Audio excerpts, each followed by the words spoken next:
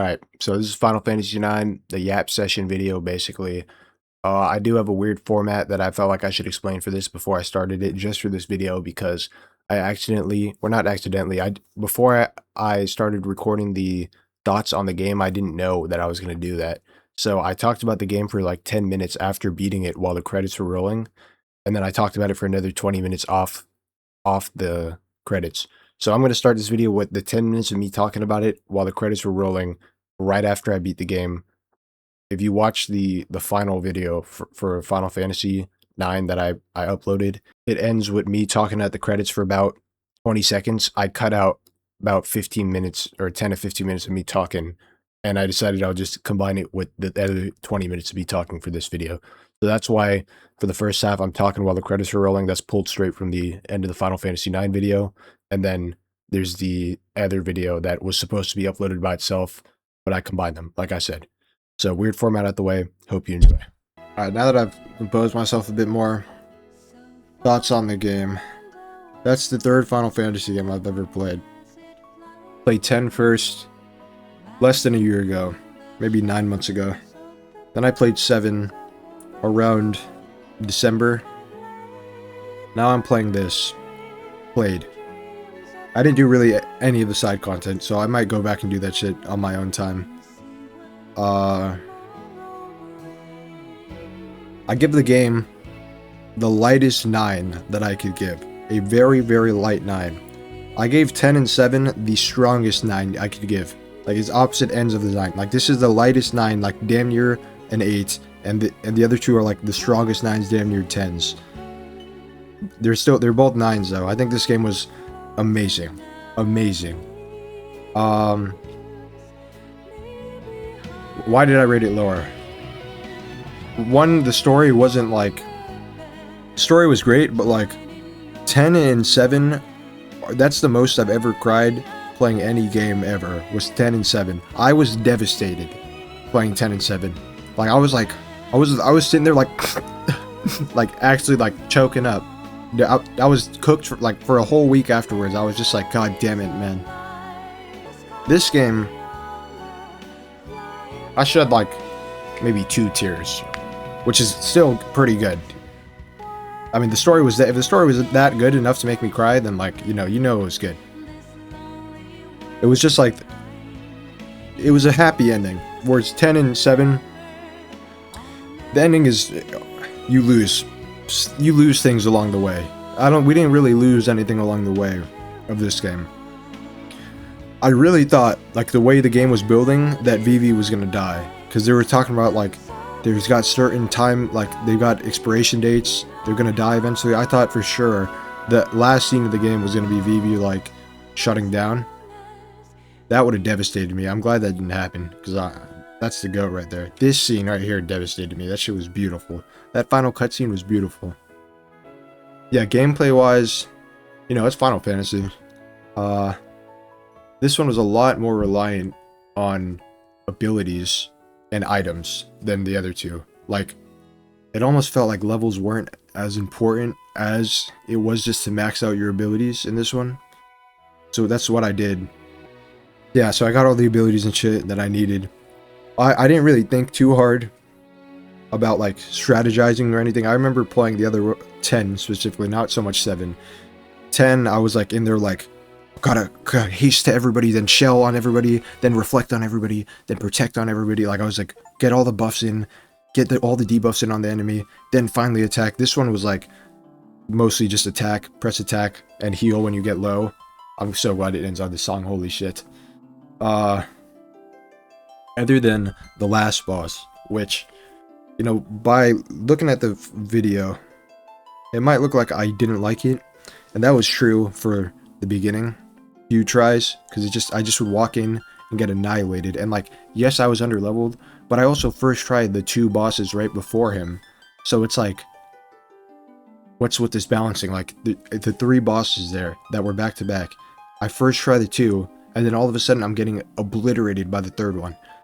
So yeah, I was mad, but once I kind of figured it out a bit more, if you played smart, like, I kind of just had to let Vivi die, and I had to just be in a constant cycle of making sure everybody's always healed at all times, because His only devastating move was that one move that, you know the move, like fucking inflicts all the status effects and like has the cutscene. That was his only devastating move. That was RNG. So I had to play really smart and get like everybody healed up always. But also there's a little RNG involved in I needed to get the right status effects hit on me during that move. But anyways, once I figured it out, those last 3 tries, I was actually having a good time. Especially when I beat him. Holy shit, I was on like I was on a high afterwards. Like, it was great. Characters, I feel like that's probably my favorite part about these games, is the characters. And yeah, the characters are strong here. Not all of them though, which I feel like is kind of the case for a lot of the games. Vivi was an incredibly strong character. Same for the princess. And what's his name? Zidane, towards the second half. Towards the first half, he was alright. Steiner, I feel like they started something. Well, it was a very natural character development for Steiner. Like, they didn't call attention to when he had finally stopped being a piece of shit. You know, towards the beginning of the game, he was like an unbearable fucking... just so blind to everything around him and blindly following the queen.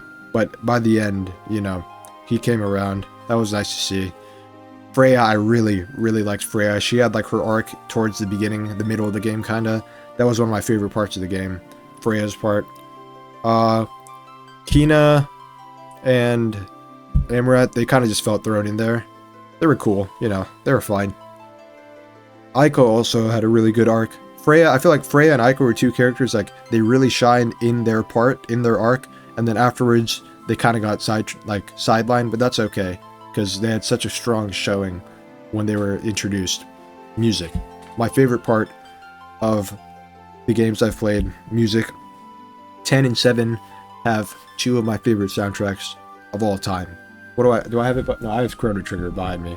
That's another one of my favorites, but 10 and 7, I fucking love the soundtracks of both those games.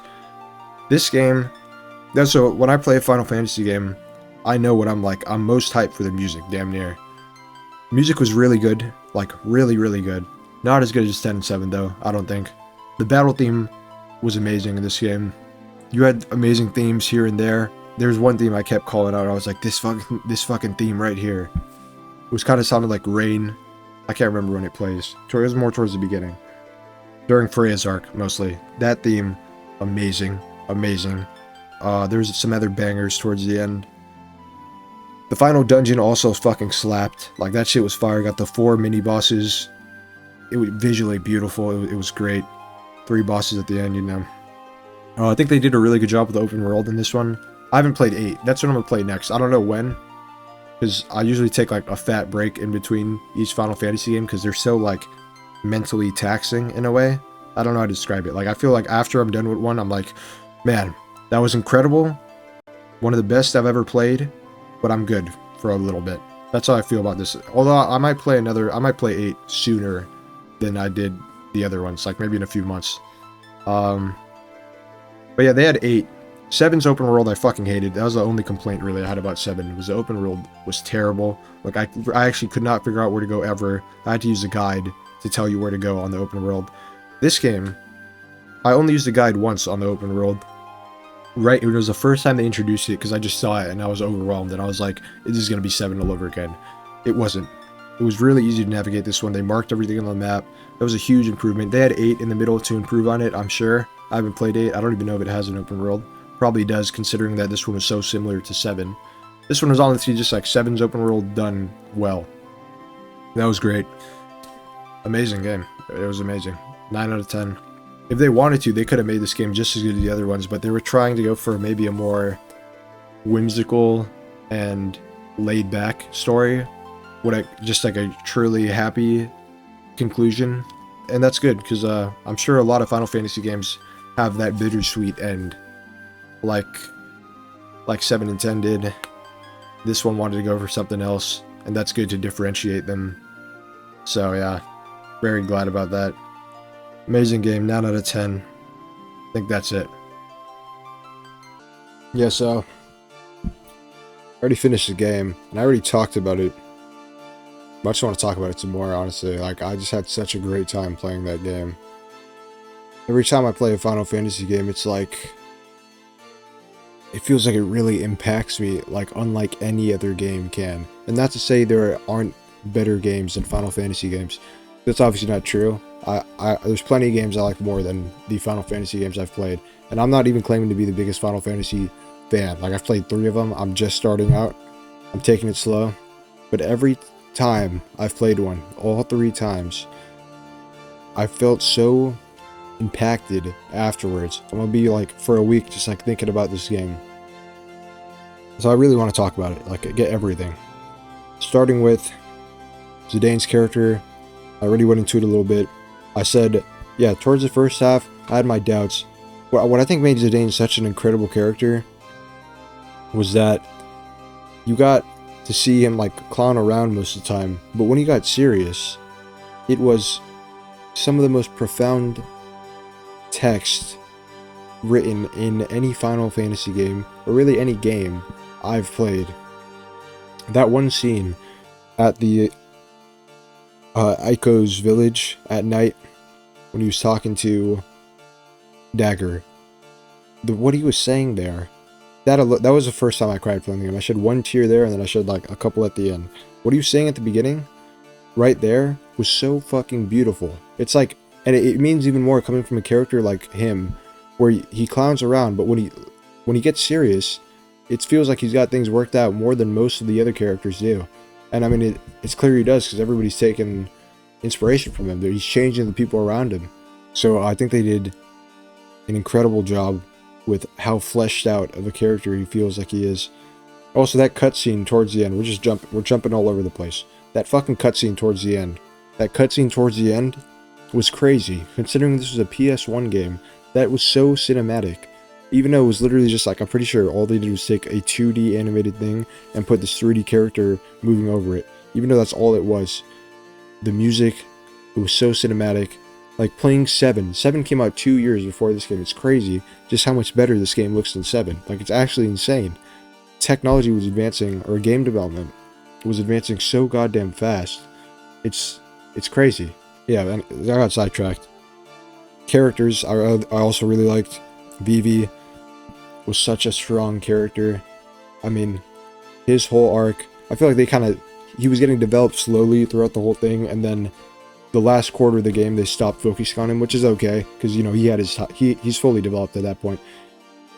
It was nice to hear Zidane say at the end, though, that like, oh yeah, Vivi, you're the one who inspired me to do this, to make this decision, which was to go save Kuja. Like, before I met you, I couldn't have done that. And I felt the same way about Vivi. He's an inspirational character. All the odds were stacked against him. He didn't know who he was, where he came from, but he saw all his people, or people who looked like him, doing terrible shit, and when he finally figured out why, it's because they were basically just slaves. They didn't have minds, they were being mind controlled. And then, when they did get their minds back, the few that did, they still got deceived again, went back to Kuja. He was a role model for his people, really, and he was fucking 12. I mean, you could tell, like, with the way they were talking in the village, it was like, we're not strong like you. I mean, he just had, like, a humble and quiet, yet so powerful and strong character with Vivi, and I fucking loved it. Steiner as well, very strong character. In the first half, like, he was such an unbelievable piece of shit originally. I remember saying, I was like, man, I can't wait to see this motherfucker learn how the fucking world in this game really works. And I feel like you didn't get that big moment where he's like, oh fuck, I was wrong. But instead it's gradual and slow, which probably makes it more realistic. I still would have liked a big moment, I don't know. Just something to feel satisfying, because he was really being a piece of shit towards the beginning. He was just so blind and ignorant to everything, just blindly following the queen, even though she was clearly doing some heinous shit. It was so egregious, like almost comical, to the point where I was like, there's going to be a big moment where he finally realizes it, so I, the player, can get my satisfaction of seeing him learn his lesson. And instead you got the realistic, gradual progression of him becoming a better character. Even towards the end, he wasn't like glazing Zidane or anything, or any of the characters, even at the very end, like somebody really would. Like, you wouldn't fucking fully change that much over the course of, you know, well, how long did the game take place? A month maybe at most in game, probably less. So yeah, I felt they did a good job with him. I'm not talking about Dagger too much because I feel like I can't do her character justice in a way because there's just so much complexity going on with everything that happened to her in the game. Yeah, I mean, I was kind of hating on her for a little there because I was like, man, why the fuck do you care about your mom? Like, she's clearly evil. After her mom died, she was, you know, she was like, oh, I gotta take revenge for mother or whatever. I gotta save mother. I was like, man, your mother was an evil piece of shit, man. She destroyed, decimated 3 cities. How are you still defending her? But you gotta look at it. She's like 16 in the game. She's a kid, man.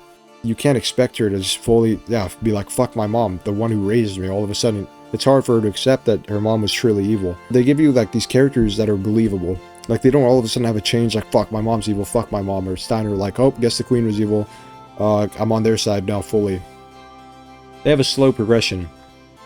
Once they learn, they don't immediately accept it, and it slowly develops into them fully understanding the situation. And even at the end, when they fully come to terms with it, it's like a part of them still is pushing back a little bit. I feel like a real human would. Nobody likes to admit they're that wrong.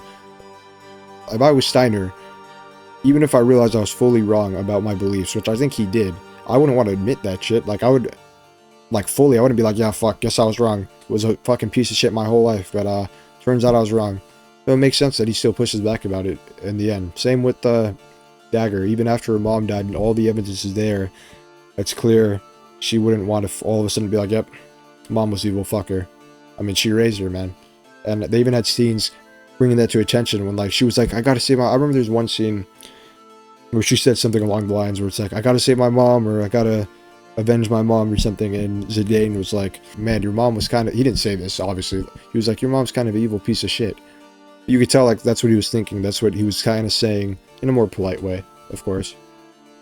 I feel like those are the main characters we're talking about. Aiko, they did a good job with Aiko. And Freya. And I could really talk about a lot of the characters. Freya was just such a good character.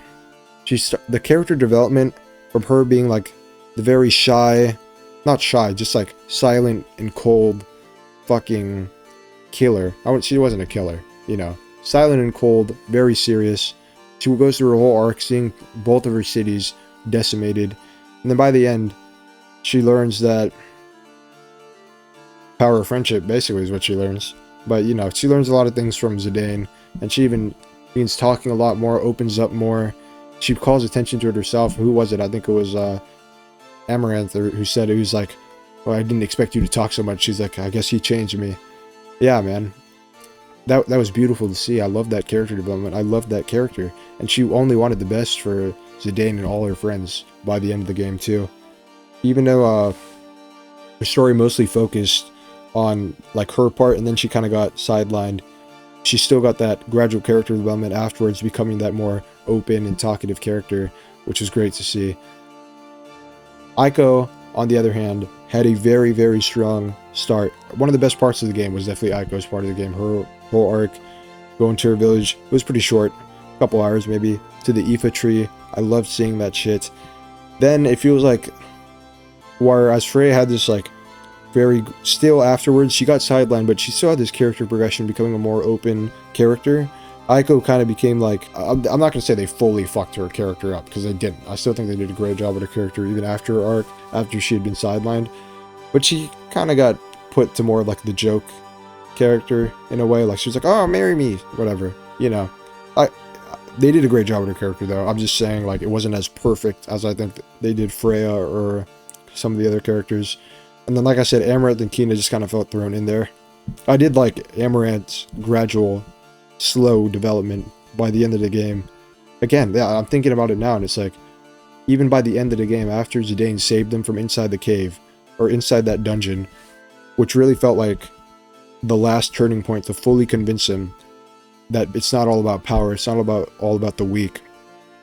Even at the end of the game, when Zidane goes off on his own, he's still stubborn. It's the same with all the other characters, like I was saying. It's that gradual development that a real human would have. Yeah, and Kina was kind of there, you know. Not much to say about her. I feel like every now and then she'd say something really nice, like really profound and beautiful, and I'd be like, wow, and then it would get followed up with like some shit about food immediately after, and I'd be like, you know what? Alright, it's okay. I liked what the character added. Wasn't much, but every now and then, you know. Music. Yeah, I'm playing some music from it in the back here. This is Freya's theme, I think. This is my favorite song in the game. This one. See, I don't think this game had as many standouts as 7 and 10 that I'm just going to come back to all the time. In game, it all fit really well. This feels like a major standout in the game. Whereas I could maybe get about 10 more standouts, which is a lot. From 7 and 10 though, like damn near, what the fuck? Damn near half the soundtrack. Damn half near. You know what? Roll with it. Damn near half the soundtrack is a standout. Like, I listen to those soundtracks all the time. This soundtrack's I'm gonna be listening to it all the time too, don't get me wrong. This song is amazing. There are other songs like it that are amazing. There's just, you gotta kind of find them more. And it's funny, because the same guy, I know, like, the legend, I'm not gonna try and pronounce his name, like, Nobu Uematsu, I'm sorry. I respect the shit out of the guy for making, I haven't even heard all of his soundtracks for Final Fantasy. The ones I've heard, genuinely, this music exceeds video game music, and I love video game music. Like, I fucking love that shit. His music exceeds that shit, and it exceeds actual music. I remember, I love music, like normal music and video game music. I remember first time I heard the 10 soundtrack, I was listening to it back. No, first time I heard the 7 one. And it was after 10, so I already knew. I know he didn't do all of 10, but he did some of it. I already knew what he could do, like what the fucking prowess this guy has. I heard the 7 one, and I was genuinely like, man, after beating the game, when I was just like listening to the soundtrack on my own, man, this video game music might be better than real music. Now I've concluded months later that, like, it's not better, but actual music isn't better than video game music. Like, music is music, you know? You can't fucking be like, oh yeah, this whole shit is better than this. Like, come on. It's so much going on in both fields. But anyways, some of the songs off 7, literally anytime I hear them, I cry. Tifa's theme, Aerith's theme, there's some other ones. God damn, man, that soundtrack is amazing. So yeah, this soundtrack, I was very hyped to hear it. Didn't disappoint, though I don't think it's as good as 7 and 10. But it does have amazing standouts as well, like this one. It's funny that I beat this game in 35 hours, which is exactly how long 7 took me, 35. I think 10 took me 40. That's with doing no side content. I went back in later and did some side content in 10 and 7, and I'll probably do the same on my own time in 9. I didn't do everything though, I just did some shit. A couple optional bosses, and like explored the open world map a little bit more to see any areas that I'd missed out on. Comparing this game's combat to 10, which is a little unfair because 10 was after, so they had more time to work on it. It's a little more brain off than 10. Not that I wasn't using brain, like you saw the final boss, what I was doing there. I just remember 10 being me thinking so fucking hard and like stressing, like, gotta all these buffs, gotta apply all these fucking buffs, all these debuffs, then I gotta do this shit, then I gotta do this shit. This one, and 7 too, to an extent, was more of just like, okay, attack, attack, attack, heal when you get hit, attack, attack, heal. I didn't apply many buffs in this one. I guess 7 is built, or 10 is built differently, where you could, like, by the end of the game, you could just buff everybody at the same time, making it easier. Like, if I buffed everybody with Protect, it would have taken 4 turns, because there's 4 fucking members of my cast, obviously. And for the final boss, I just didn't have time for that, which was really one of the few fights in the game where I really needed help. I could have used that extra help. The other fight was, like, right at the beginning. I got stuck on there for a long fucking time, because I ended up in there with no potions, and no... what's it called? I had no health either. I started the fight, everybody was already at half health. I just had to wait for the right RNG and get lucky, and thankfully it worked out after like an hour. But I'm just like stubborn when it comes to shit like that. Like, I don't have the fucking... It feels like when a game is trying to force you to do something, like towards the boss, that felt like a wall there where they were like, the final boss, they were like, you gotta go back and level. I'm like, no man, no. You think I'm gonna go back? Like, they tell you to go back and level, because that's what it's like when you hit a wall. If they want you to go back and level, and I've already died enough times that I'm mad, I'm just like, no, fuck you. I'm not going to do what you're telling me. I'm going to beat the game my way without doing what you want me to do, and I'm just going to brute force it. And that ends up always taking, like, longer. I don't think it took longer this time, but maybe it would have been easier if I went back and leveled. I'm the same in, like, Souls games. Shit like that, where it's like, sometimes there's a clear way they want you to do things, And I'm just like, you know what? I've died enough times. God damn it. Fuck you. I'm going to beat this boss my way and brute force it. And I waste a few hours doing that, but it works out. And then you feel great afterwards. You know, I felt so great after beating the boss to this game. Wow, I've been talking for 18 minutes already about this. That's pretty crazy. I feel like I haven't even scratched the surface. All I talked about was characters and music and the combat. I mean, I could talk a little about the systems. I don't know if every Final Fantasy... like I keep saying, I've only played 3. And from what I could tell, unless I didn't understand something about 7 and 10, you don't learn abilities. Well, 10 you learn abilities from the skill tree. 7, I can't remember how you learn abilities in 7. But I'm pretty sure it's not the way you do it in this game, where it's like, you equip the armor, then you grind out the armor until you max out the ability, and then you get to keep it. I thought that was really cool. I really like that they did that. But it made levels feel not nearly as important in this game, and it made the armor and the abilities you get from it feel way more important, which could be a good or a bad thing.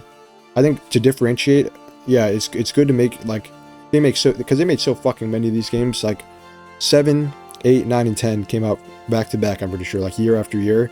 I haven't played 8 yet, that's next for me. So it's good that these games are so different. Despite being all Final Fantasy games, they have different mechanics. Like, I mean, the way you get abilities and the way you fucking build your characters and shit is so different in this game compared to 10 and 7, I think, if I'm remembering correctly.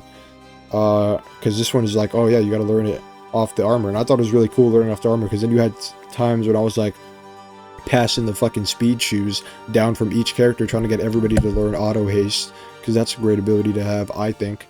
Creates really unique situations like that, which I really enjoyed. Oh, and then real quick, last thing, let me talk about the world of this game a little bit. Wait, is the music about to end? Gotta switch the music. Also really like this track here, so this is what I'm gonna write out to here. I want to talk about the world a little bit. Not really what's going on in the world, but like just visually how the world felt, how it interconnected and shit. I already talked about the map and how great of an improvement it was over 7. The towns in this game actually felt really big, surprisingly, and lived in, which is crazy because games now still have difficulty making towns feel lived in, I feel, but these towns, specifically Lindblum, Alexandria, you know, the big ones. Even the one you were at the end, I forgot what it was called, the one where, literally the last one where fucking Zidane's whole tribe is from. That town felt fucking lived in as shit, and it was just like a small area that you were only in for a little bit. These worlds, it felt alive. The world felt alive, and visually, they did a great job with it. Like, you know, it looks the same as, it doesn't look the same as 7, but same strategy used, where it's like 3D characters over 2D backgrounds. Problem with that is that when you have a 2D background, in the way that they did it, I don't even know if using 2D background is a correct term for it. When you have it in the way they did it, it's sometimes difficult to see what's what. Like, I couldn't tell sometimes where you were supposed to go, what's like an interactable part of the background, where can you like walk through, what's a door, and what's just there. And 7, I don't know if it was in 7 from the beginning or it was because I was playing the Steam version, but if you clicked the left stick in, it put arrows over all like the interactable parts of what you were looking at. Like if there was a door, there'd be an arrow over it, and that was really fucking useful, you know, just with the way the game looks. I think it looks great, but you can't always tell where you're supposed to go when just looking at a fucking room, because you don't know what is interactable and what's not. So the arrows were great. I don't know why they didn't have that in this one. Like there were many times in this one where I was just like, where the fuck am I supposed to go? Obviously, usually you're stuck in a room, so it doesn't take you that long to figure it out. Like, it's not a fucking Metroidvania type situation or anything. It's literally just, you gotta rub against all the walls, which is kind of a pain in the ass, because sometimes you're trying to avoid encounters and it's like, well, I don't know where to go because of the way the game looks, and I'm gonna run into an encounter because I gotta fucking rub my body over all these walls. But it's just a small little gripe there, you know? Why get rid of something that was already there? Again, I don't know if it was there in the original, but that's like a major why. Like, that was such a cool quality of life feature. When I realized you could do that in 7, I was like, wow, they accounted for it. Like, they knew this is fucking amazing. Got rid of it in this one. I'm trying to think of other complaints I had, but I genuinely can't think of anything. The game was just so fucking good. I'm sure something will come to mind later, but for now I got nothing. So I'm gonna call it there. Journey's over, man. I'm hearing this music right now, I really feel like the journey's over. What a fucking special game. Like, really. Yeah.